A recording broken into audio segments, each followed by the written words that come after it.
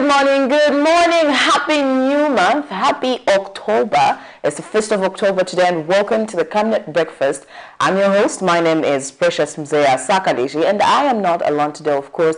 I am with my counterpart, partner in crime as well on the breakfast show, Sarah Chanamwanga. Good morning. Good morning, Precious. How are you? I'm alright, and how are you? I'm fine. You're failing to open your eyes. Why did you sleep? No, as we were crossing over to the next month, which is the month of October, I decided to attend a certain concert.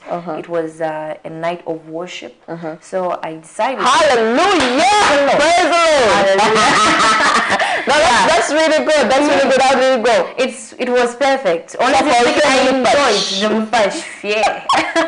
Anyway, how has been your week? It has been so productive. I don't know about yours. My week has been good, and also people were very expectant of the 2023 national budget. Yes. I know you didn't take time to listen to it because we were preparing for the concert, but there's quite a number of things that were mentioned in the budget, and it met some people's expectations. It didn't meet other people's expectations. So we're asking you this question today: did the 2023 national budget meet your expectations? Remember, you can get with us with the numbers scrolling on your screen, or you can get to our Facebook platform. The topic has been posted there. Just comment and we'll gladly read out your comment. And also on the other side, we have quite a number of things that caught our attention in the course of the week. Yes. One of them being the Summer Road victims from the United Church of Zambia that were buried, and then also the Great East Road victims that were buried. It was actually what do they call it? Mass funeral, where they bury all the victims at the same time, and also those that were victims are surviving. That's from the Summer Road, and then also there was a baby's body that was found at the cemetery dead, which is so sad. Definitely. And then also another story that caught our attention is that of a 41-year-old mentally disturbed woman that has children from that are fathered by unknown people because they've taken advantage of her because she's not okay. So she has been sexually abused, but some people came to her aid. So there are quite a number of stories that caught our attention, not forgetting that of the budget. Yesterday, Friday, Dr. Stumbeko Msokotwane actually announced the budget, the 2023 national budget, and one of them that I feel met my expectations is that of public higher learning institutions. Meal allowances will be back. That's proposed, and also the CDF Constituency Development Fund has been increased. For me, which I feel I'm skeptical about it because people are having issues to access the money. They feel that the process is actually very long. So there's still some money somewhere. So it being increased is a good thing for the community, but I feel like the process needs to be eased. And also I feel like we'll have someone as the time goes by to just explain to us how you go about the process and how you can access the CDA funds. So that's what we have for you on today's breakfast show, but we're concerned about your answer to if the 2023 national budget met your expectations. Before I bore you with what I have for you for today, let's quickly get into our conversation of the day, and which is the health talk. We'll get into menopause.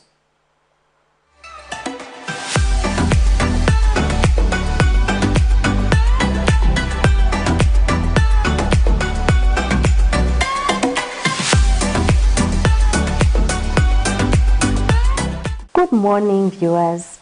I'm Dr. Mutinta Muyuni, gynecologist from Medical Women's Association. Today, we're looking at the series on the menstrual cycle from the start to the finish, and we are talking about menopause, the end of our reproductive life as we know it, and the beginning of the evening period of our lives. Again, this is for those in biological menopause.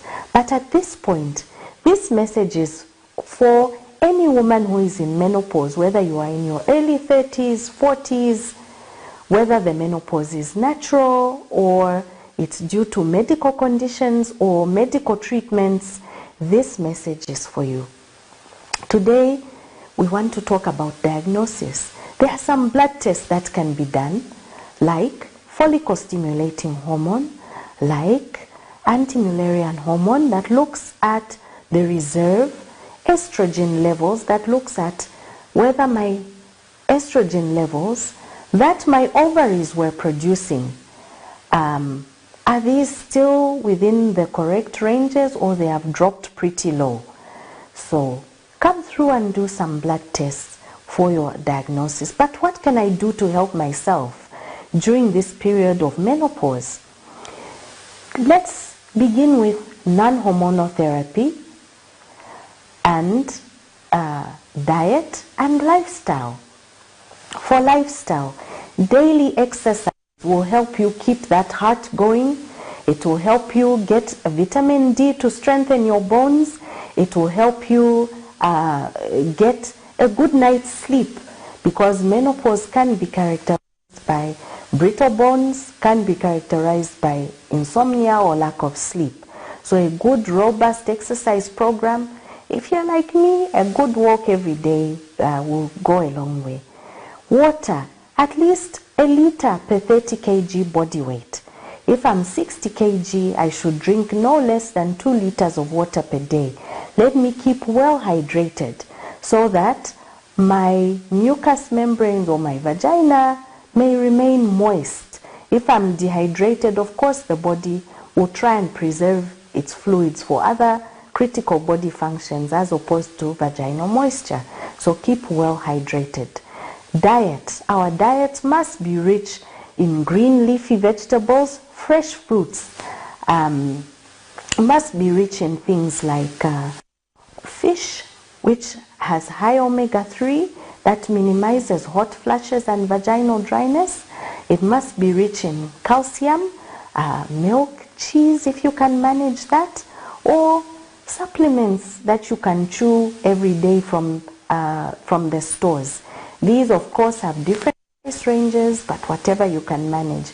If not from the diet, then from your vitamin supplements. We look also at things like soy supplements, black cohosh is found in health stores. These will help minimizing. Again, there are things that we can plant, like sage, the herb sage. I've seen this in some local supermarkets. You can pound that, put it in hot water, have a cup of sage tea, and goodbye to those intense hot flashes. Again, this is not 100% for everybody, but it's worth a try. In terms of hormone replacement therapy, of course, with menopause, our hormones are low. So replacing should minimize the severity of our symptoms.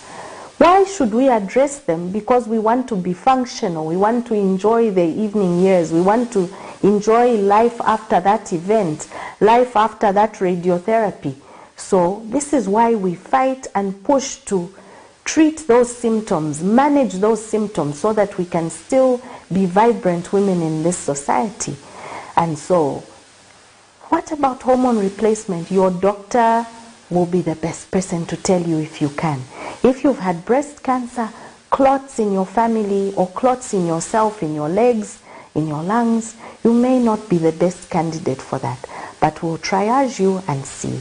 So let's embrace our womanhood. Let's not be shy to discuss what we're going through. I'm Dr. Mutinta Muyuni, happy to share about menstrual cycle, the beginning and the end at menopause. We look forward to seeing you for many more health talks. Medical Women Association of Zambia. Thank you.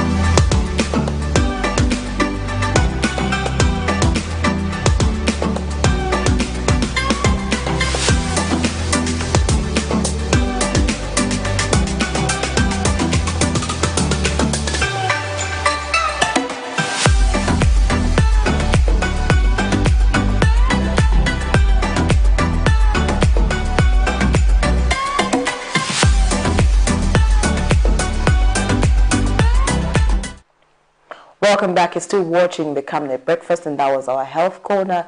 and they were just talking about the menopause. I like what the doctor said at the end of the topic, to just say let's not be scared to talk about menstrual health, menstrual hygiene, or anything that involves a woman's health, considering the fact that the more we talk about these things, the more we get familiar with what we experience in our day-to-day lives. Now, quickly, remember our topic of discussion for today is, did the 2023 national budget meet your expectations?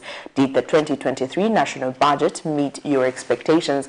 The numbers are scrolling on your screen, or get to our Facebook page and get interactive with us.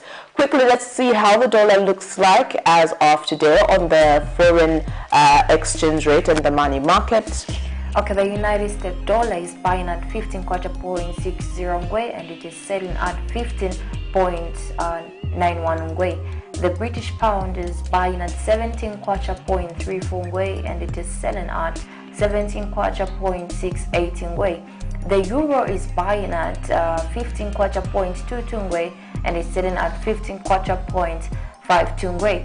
The South African rand is buying at 0.87 ngwe, and it is selling at 0.88 ngwe. That's what we have on foreign exchange. Let's expect bus fares to increase. But honestly speaking, I feel it's unfair because when they were asked to reduce, I don't remember. I also don't remember. So they shouldn't even think of increasing. But now I understand why they decide to maintain certain prices, because when such things happen, they can't increase. Yeah, you're right. So they're better off sticking to a certain amount. Though there have been proposals that we have a quarterly price bus fares, so that it's easy to know that in the next 3 months this is how it's going to be. After 3 months, depending on how the fuel price will be on the market, this is at what amount we're putting bus fares at. But then I feel like it's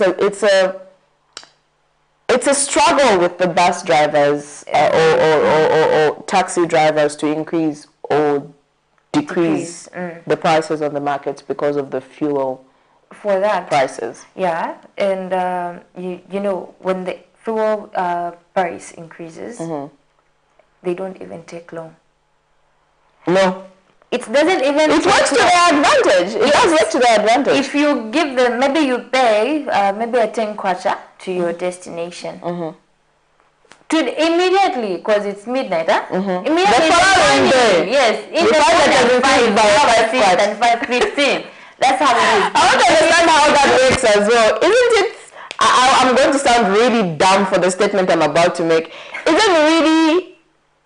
Isn't it that when the fuel pump prices increase by 1 kwacha 20 ngwe, aren't they supposed to increase by 1 kwacha 20 ngwe? No, it doesn't work like that. Because half the time it's the 5 kwachas that increase. At 1 kwacha. Increased by 5 kwacha rather. But for that one again, I don't think so. It works like that. For them, fuel they cannot increase. They cannot increase on a 1 kwacha. Maybe a 5 would make sense for them, but it's really unfair. And but anyway, the increase of the fuel pump prices effective 1st October 2022. If you are in an area where there are filling stations or where there are a lot of motorists, I'm sure you saw how congested it was at the nearest filling station around your house.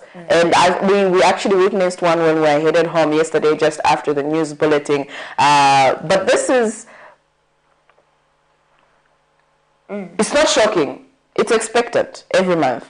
We get to have that. People bought fuel in advance. Yeah. That's funny. That's very funny because how long? For midnight. How long? You're trying to save the 1 kwacha and how much ngwe? 26 ngwe. Somewhere. 68 in Ghana, kerosene was reduced by 60. It's now at 68. Anyway, let's take a look at this. We'll come and complain on the other side.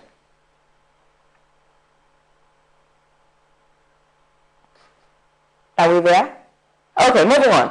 Let's see what the Energy Regulation Board has adjusted the pump prices of petroleum products upwards by 1 kwacha 20 ngwe per litre for petrol, and 3 kwacha 4 ngwe per litre for diesel, and also adjusted downwards the pump price for kerosene by 65 ngwe per litre.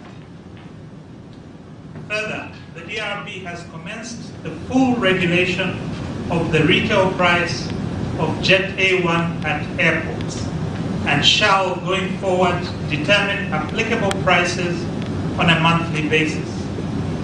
Therefore, the regulated Jet A1 price, which is called the Post-Airfield Price, PAP, has been set at 20 kwacha 69 ngwe per litre for the month of October 2022. The regulation of Jet A1 prices has been necessitated by the need to attain global regional competitiveness. At the last price review, which yielded the September 2022 fuel prices, the average prices of petrol, diesel, and kerosene on the international market were $106.87 per barrel, $131.25 per barrel, and $124.23 per barrel, respectively. So there you have it. Don't say we did not warn you. So when you are going from point A to destination B, make sure that you carry that extra 5 kwacha or extra 10 kwacha just to be safe, yeah. Depending on where you are, to avoid the since when? Since when? And for the conductors, they don't even understand that was system. No. They'll just say sister to They don't take long when it comes to increasing the bus fares. Anyways, moving on to what the current talk of the town is, which is the 2023 national budget.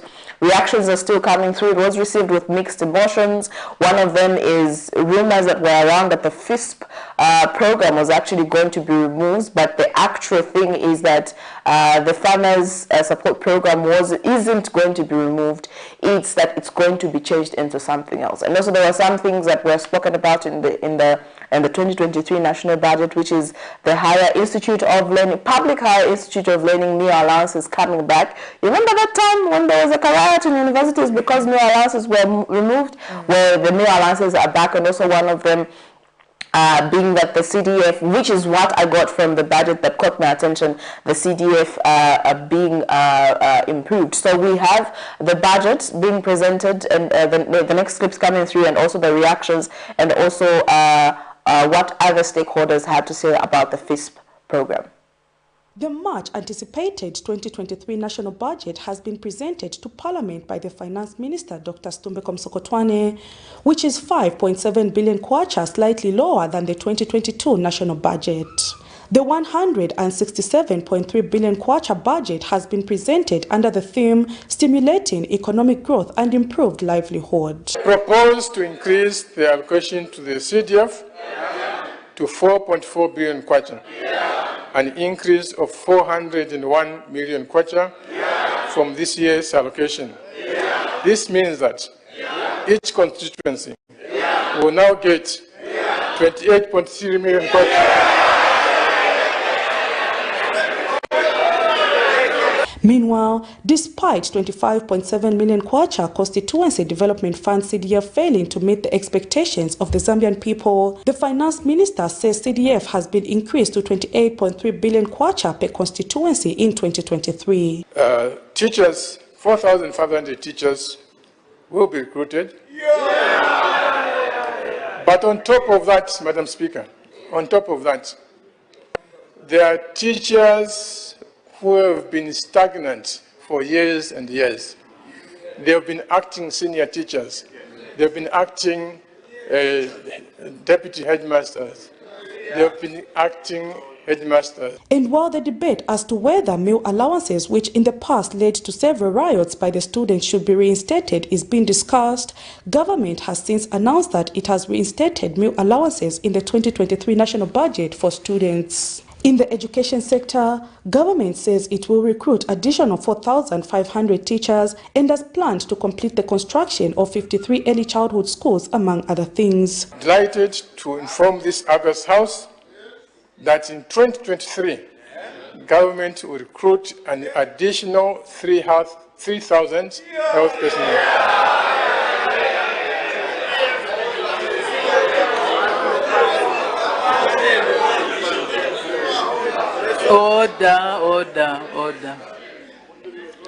Order. Madam Speaker, to ensure a resilient healthcare system and attain universal health coverage, government has increased allocations for the purchase of drugs and medical supplies. The health sector is also expected to receive additional 3,000 health workers in 2023. Government has also increased pay-as-you-earn threshold from 4,500 to 4,800 kwacha. The citizens now await to see how the implementation of the 2023 national budget will be effected better than the 2022 budget. Prudence Chota, reporting for Camnet TV News.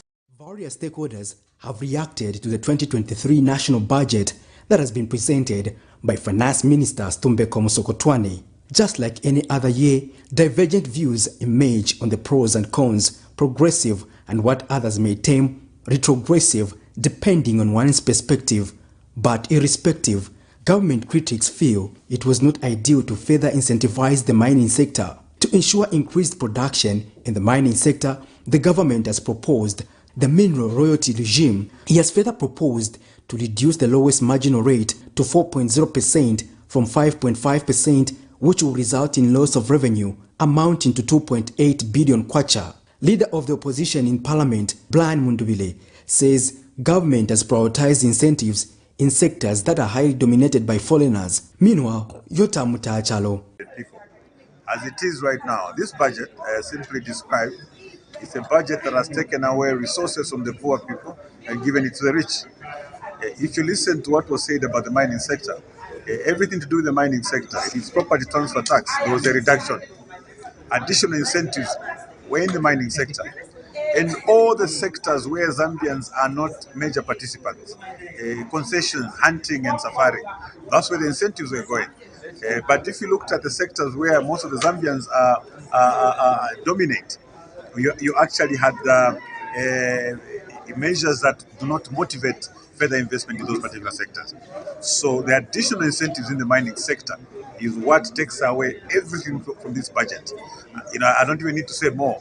The mere fact that we failed to come up with measures to properly tax the mining sector, but instead gave them further incentives, that's what takes away what would have been some semblance of a good gesture through this budget. Chairman North Member of Parliament Yota Mutachalo underscored the need to ensure that tax waivers benefit Zambians. In the country is not externalized. So for me, I would have loved that at least for the mines which are run by Zambians, they should have been given more incentives than foreign run mines. Indeed, the mining sector plays a very critical role in Zambia's economic development. On top of that, we must drive maximum benefits from our mineral wealth, because the foreign investors, they are externalizing whatever money they make, they externalize. So let's wait and see if Zambia can increase on copper production. But we must try by all means to promote domestic investment in the mining industry. That's the only way this country is going to develop. But others are happy that the government has increased CDF allocation from 25.7 million kwacha to 28.3 million kwacha. 2023 budget, they have increased the money from 25.7 to 28.3. To us, it's a plus, and indeed, it's to take money back to the people, and I'm sure we'll be able to do a lot of projects like in the health sector.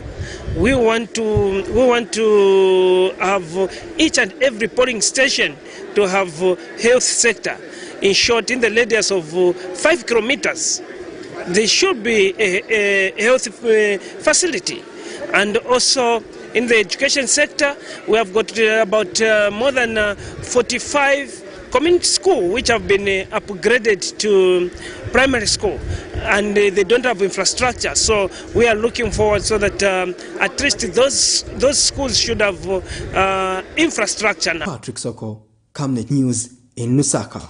Tuesday, 27th September 2022, Opposition Patriotic Front member Chishimba Kambwili protested over what he termed Unfair removal of some farmers on the Farmer Input Support Program FISIP by the current United Party for National Development UPND administration. The opposition member, who after staging a lone protest proceeded to address the media in the graveyard, lamented that most poor farmers, especially those in the rural areas, will lose their sources of income due to the decision. Imagine that one who gets 200 kwacha per month. Ultimately, what is going to happen? Even the production of maize will go down. However, Finance Minister Dr. Tumbeko Msokotwane has dispelled the rumors that government is removing farmers from the FISIP program, but that the FISIP program will be transformed to a comprehensive agriculture program. The Farmer Input Support Program FISIP will no longer be available because of the IMF-supported program. To the contrary, Madam Speaker, FISIP continues in 2022-2023 with the same strength as before. However, Madam Speaker, in addition to providing input support, FISIP will be reformed to include extension service support, irrigation development, access to finance, support to value addition, and storage and logistics. Meanwhile, the minister says government has planned to recruit 256 agriculture extension officers to support agriculture services countrywide, as well as rehabilitate 1,500 extension camp houses and construct 40 dams. What is, however, true is that government will be scrutinizing the beneficiaries in detail, so to ensure that only the targeted and deserving people receive subsidized fertilizers. In advancing the revival of the farm block development, I'm confident this will happen because I'm pleased to report that we have already, as we sit now, secured $300 million from the World Bank to develop these farm blocks, such as Nansanga, in Central Province, Luswishi in Copperbelt, and Luena and Luapola. Meanwhile, Luena constituency member of Parliament Mubita Anakoka says the pronouncement in the agriculture sector is a welcome move which will enable small-scale farmers find a better market for their produce and allow them to graduate into commercial farmers.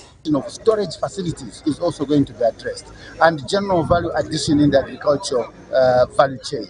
All that is going to be addressed under FISIP, which means our small-scale farmers will now be able to participate in the value chain manufacturing processes, where they can be linked with bigger manufacturers and access bigger markets. We hope through what the minister has announced now, we will have a situation where many of the small-scale farmers will graduate into medium to bigger commercial farmers. Prudence Chota, reporting for Camnet TV News. Well, there you have it. The 2023 national budget has finally been announced by our Finance Minister, Dr. Tumbeko Msokotwane, and I'm looking forward to see more reactions from the opposition, and also rumors were cut short that of the Farmers Input Support Program being removed. It hasn't been removed. The Finance Minister actually emphasized on that, and he says it's not, farmers are not being removed from that program. It's just changing to Comprehensive Agriculture Program. So it's going to be the CAP. From FISP to CAP. So don't be deceived. But anyways, looking forward to see more of the farmers. I've been seeing quite a number of farming programs, and I'm proud to say Camnet TV has actually been carrying out such programs. So if you feel like you can be a farmer, well, you might as well apply for money from the CDF, considering the fact that it has been increased from 25.7 billion kwacha to million kwacha to 28. Yes, 28 million kwacha. So you can request and you will be given some funds from there. Just make sure that you follow the right channels. And we're moving on to zooming into the headlines and moving on to our next topic of discussion that caught our attention in the course of the week is that of the former president, Mr. Edgar Chagwa Lungu, that has requested President HH to initiate the removal of his immunity, it being that he was visited by investigation wings, and we have a caller. We have a caller before we get into that. Hello, good morning. Hello, good morning. Can you just speak up, please? We are unable to hear you, sir. We're kindly asking you to speak up. Okay, you can just try and call us back, 0968675273 or 0973-167-840, 0968675273 or 0973-167-840. We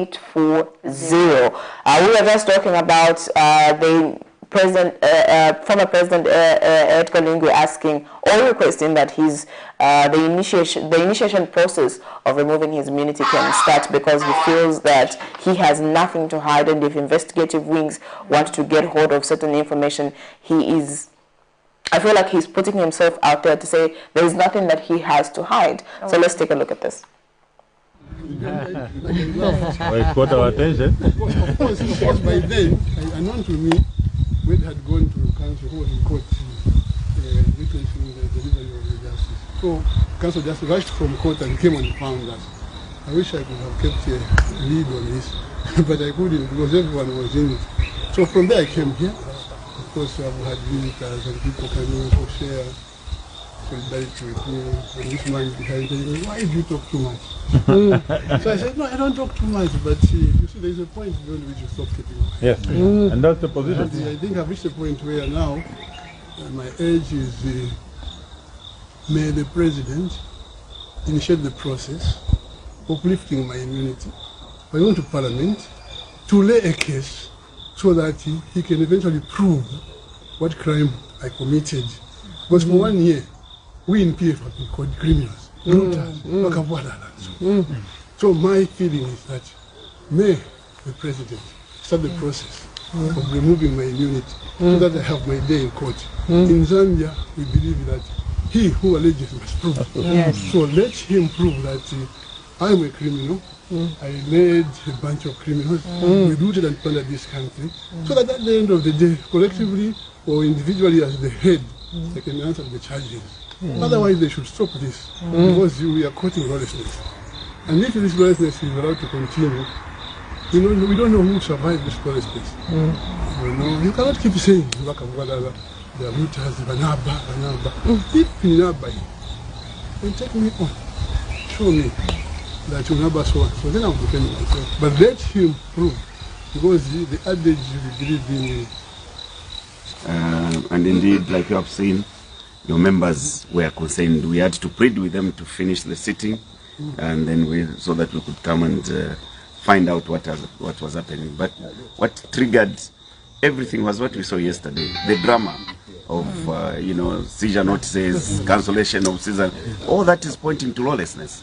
And like we have said, even as your lieutenants, we are ready. We know that we are equally targets, and we don't mind. But when they cross to you, it becomes something else. As they can pick any time. We are not above the law, just like any citizen. But you have occupied that special office, which your colleague is occupying today, and there will be the next person that will come in that office. So we just want to ensure that we preserve the dignity and the laws that we enacted to protect that office. Your Excellency, as you earlier pointed out, the President of this Republic is on every platform talking about the rule of law. But what we are seeing is the exact opposite. What has been happening to you the past months, especially yesterday and today, is total lawlessness. And as lawmakers, we took it upon ourselves, first of all, to come here and put it on record that we will do all it takes to ensure that we defend the Constitution and defend the rights of every citizen, especially yours, Your Excellency, being a former president, because you occupy a higher place. There are certain provisions that would not ordinarily apply to ordinary citizens. that are applicable to you, given to you by the Constitution.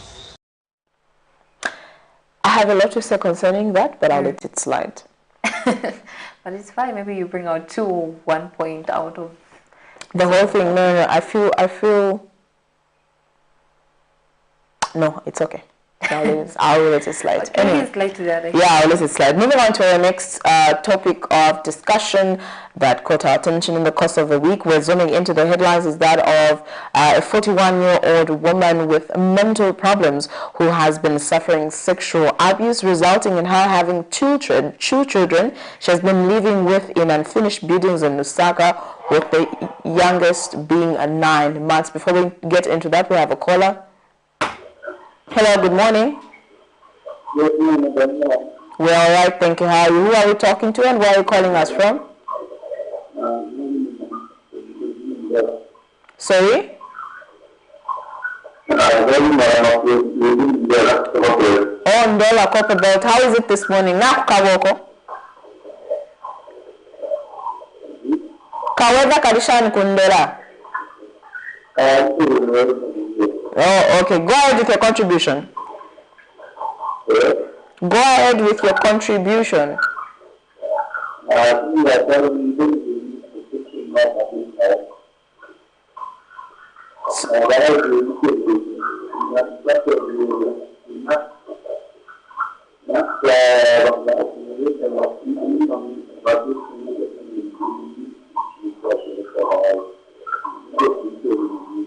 If you know? Okay.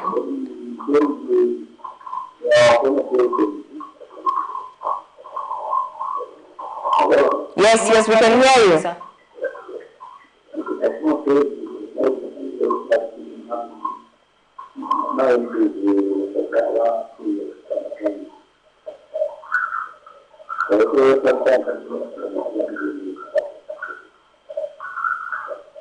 Okay, 0968675273 or 0973167840 is the number that you're catching us on. Our previous caller just spoke about how the national budget, he feels met his expectations. He said it's okay. And he said something about the former head of state. I couldn't clearly hear what he said, but remember that when you call us, turn down the volume on your TV set, or if you have got network issues, just make sure that you're at a place where we can hear you properly to avoid inconveniencing. Now, moving on to our next story is that of a 41-year-old woman who has mental problems, which sometime back in 2014, I stand to be corrected on the year, her husband, who she bore 5 children for, left her for another woman. So that made her mentally disturbed. So she has been living in an unfinished building, and she has 2 children, the youngest being nine months, fathered by unknown men, which means that she has been sexually abused and taken advantage of. But luckily, her firstborn daughter found some people, mental health practitioners, that came to her aid, and this is how the story went. Abina Champati was finally located in Newala South, living in an unfinished building surrounded by residential houses, shops and bars. Child Rescue Foundation and medical officers from Chilenge Clinic managed to locate the woman through the help of her firstborn daughter. They are here to convince her to accompany them to Chainama Hills College Hospital in order for her to receive mental health care. Child Rescue Foundation also intends to get the 2 children from her so that they could live with their elder stepsister, Elena. Clearly, there is no sanitation at the unfinished building, and a pic where she sleeps with the 2 children showed various paraphernalia, including few food items. Helena, who chose not to be on camera, wants her mother to be helped urgently. She narrates how a mother who initially had 5 children got depressed after her father, who has since died, left her for another woman in 2014. She says she has been moving ever since and ended up having 2 children without knowing who was responsible. Child Rescue Foundation explains the woman's predicament and the plans that they have for her and the children. She keeps on moving from one unfinished building to another. So we thought we should come through and find out why she does that. So definitely at the beginning we just thought she was homeless and she didn't have relatives. So when we came to visit her, we actually brought food that was donated by Honorable Taengwa, the Member of Parliament for Kawata constituency. So when we came, her daughter, her first child, Elena, she heard that we came and we wanted to find a house for her, rent a house for her and give her capital. So when she heard about it, she called us, we went to visit her and she explained to us the problem. She told us that her mother got sick in 2014, 2 months after her husband left her with another woman. So we took it up. We thought we should help her by taking the mother to a rehabilitation center where she can also get counseled. And we have just found out, actually we found out that she has 2 children. These 2 children, she doesn't know the fathers to the children. She has just explained to say that there was a man that used to take advantage of her because of her situation. He would come in the night, okay, sleep with her, and then he would run. She can't even remember his face. Yeah, so we thought definitely if someone can't even remember the person that impregnated her, then there is a problem. So today we want to take her to Chainama so that she can be examined, and then it all depends on what the doctors will say. We want her to get counseling. We have already organized that for her. Tito Kalama, Camnet News. Well, that's quite impressive progress, I would say. It's so sad. There are a number of mentally challenged women and are taken advantage of. Not even, we can't categorize and say just women. I'm sure there are some men that actually go through the same as well. So we are happy that such rescues are coming to the aid of such women, and we're hoping that she will get better. And also the initiative of giving her a capital and renting her a house after she is examined at the China hospital, then it's good progress. You can say it's good progress. Good progress indeed. Yeah. Anyways, moving on to our next story, zooming into the headlines, a story that caught our attention in the course of the week is that of a body of a baby that was found on top of a sealed grave with some with body bent. Some parts of the body were burnt, and we have a caller before we get into that. Hello, good morning. Hello, good morning.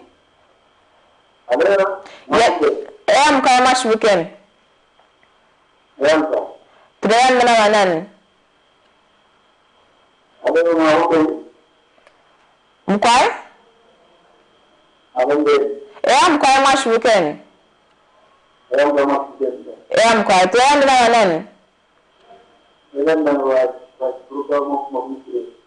Kufuma kwesa? Kumufulia. Okay, tell me contribution in.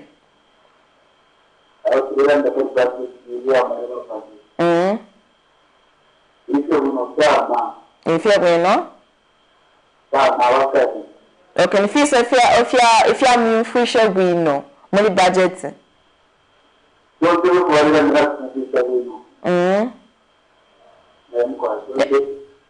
Quite totela.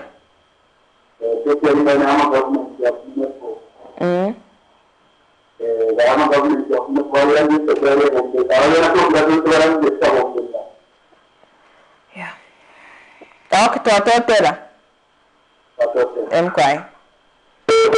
All the way from Mufulira on the other side, and he said the budget met his expectations. That's his opinion. And yeah, that's his opinion. I would like to hear your opinion as well. Did the 2023 national budget meet your expectations? Call us on the number scrolling on the screen, 0968675273 or 0973167840. Moving on to the next story, we were just before we got that call, is that of a baby that was found at the gravesite in Matero. Chingwe is in Matero. Chingwe, yeah. Yes, in Matero, and it was a sad sight for those that were actually found the body, the mourners that found the body, and this is the story. The graveyard is an unlikely place to dump a baby, as incidences of people dumping unwanted babies have mostly been happening at dump sites or in pit latrines. In a bizarre incident at Chingwere Cemetery in Lusaka, mourners were treated to a rude shock when they discovered the body of a baby on top of a sealed graveyard belonging to another person. Upon a close inspection, eyewitnesses say they discovered that part of the baby's body had been burnt.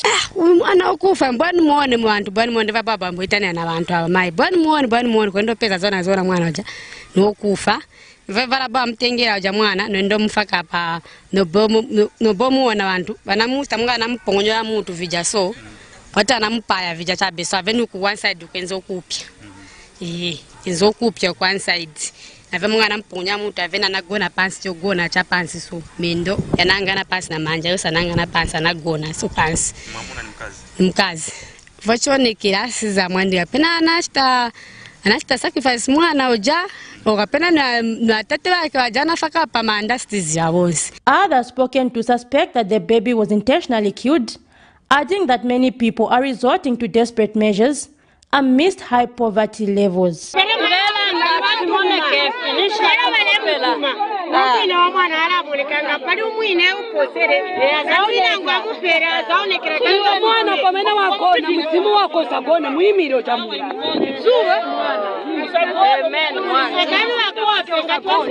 Meanwhile, in a phone interview, a clergyman, Bishop John Mambo, says people should embrace the spirit of giving, stating that many are in the habit of condemning but do not offer help to those they see in need. And the majority of us, that child might have been saved.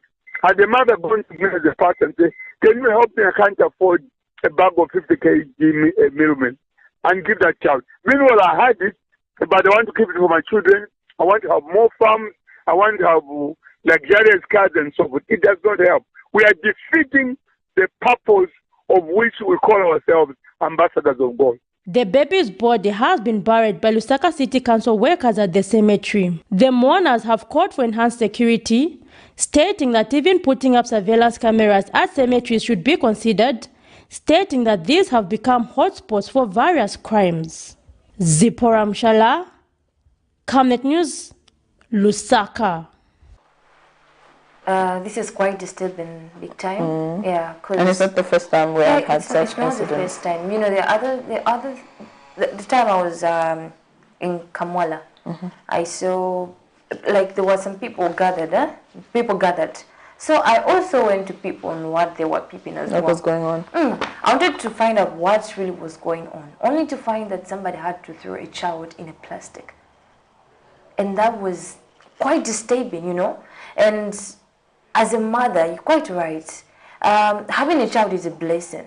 But such things of you have a child, you carry a child for 9 months, and you just decide to dump the baby. It's so with sad. Your own benefits or your own reasons. It's quite disturbing. We are not one to sit in a chair and actually judge mothers that behave like that, nor are we the ones to praise such mothers that do that. But there are quite a number of options for those that feel you cannot take care of the baby. There are people that are willing to adopt newborn babies. In case you didn't know, just ask around and you'll get the information.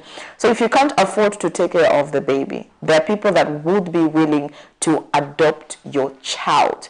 So if you are in such a situation and you feel you cannot take care of the child and your relatives are not the kind to actually that are willing to help you raise the child, there are other options unlike you just doing such an evil act. Yeah.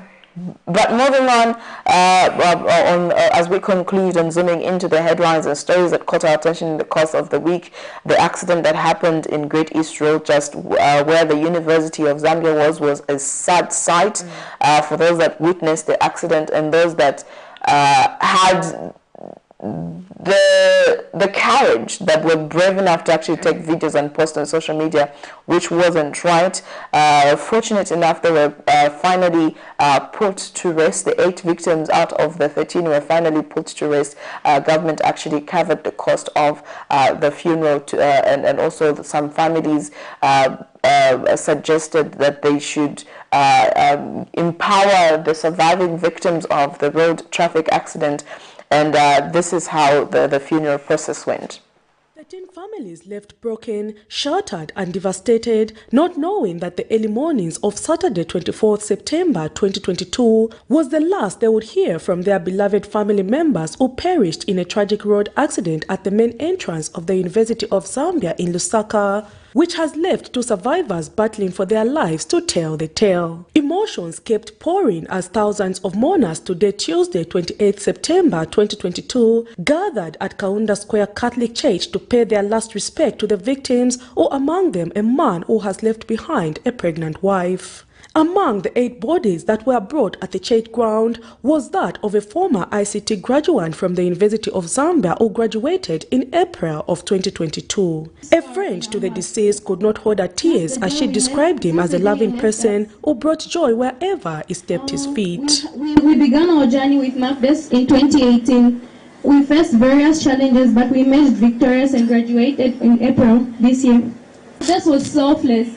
His fun spirit was so infectious and charmed everyone who met him. For this reason, he will be dearly loved. The scar that he has caused us will never be forgotten. It is heartbreaking to see like this Macdes after graduating from the University of Zambia earlier this year.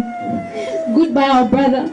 And a representative of the family to the deceased has asked the government to consider providing employment to the family members of those who have been left behind as their breadwinners are now gone. I'm very devastated because whoever have been talked over life history, they are productive young men and women, and I'm very sad to hear whatever they are.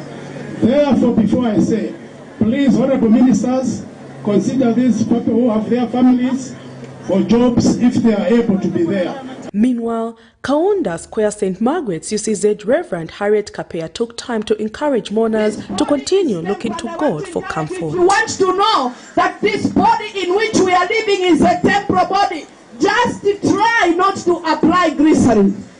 The same body will start tearing apart. Even when yourself you are still living in there. And this body cannot be depended on. Therefore, I am saying, let us set our eyes on things above. Hallelujah. And Vice President Mutanena Lumango, who was represented by Minister of Green Economy and Environment Collins Nzovu, has directed the Ministry of Transport and Logistics, Ministry of Home Affairs, and Ministry of Infrastructure to ensure the policy framework on the prevention of accidents are effected. In this regard, I direct, meaning the Vice President directs the Ministries of Home Affairs, Transport and Logistics, and Infrastructure to ensure that the policy framework on the prevention of such unnecessary road traffic accidents is strengthened, and that laws that govern transport and road traffic are enforced without exception. But I wish to request as Member of Parliament that the two ministries should work round the clock to investigate what really caused this accident, so that whatever information comes out of there must be conveyed to the bereaved families, and I'm sure this will somehow console them. I know they will not get their beloved ones back. The 8, who included Sande Chileshe, the driver of the bus, Musa Mwanza, the conductor, Makedis Katemba, Nancy Chombana Kazwe, Namatama Precious Lushi, Miriam Ngolube, Moses Ngware, and Vines Shawamwale have since been put to rest at Mitumbi Cemetery in Munadi constituency of Lusaka. May the souls of the departed continue to rest in eternal peace. Prudence Chota, reporting for Camnet TV News.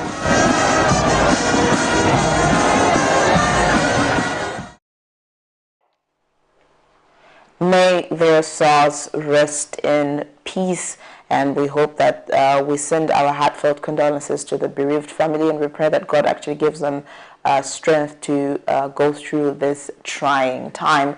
Well, on that sad note, we have actually come to the end of the breakfast show.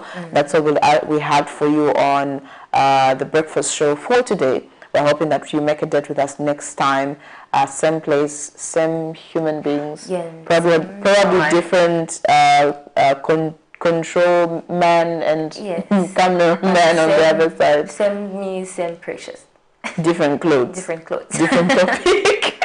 And different smiles. Different. My smile is always this. Mine is different. But anyways, we'd love to say thank you for coming through, and thank you to everybody that, thank you for calling and giving us your opinion concerning the 2023 national budget, and thank you for actually watching via Facebook page, and thank you for taking time to actually sit on that couch and watch the breakfast show.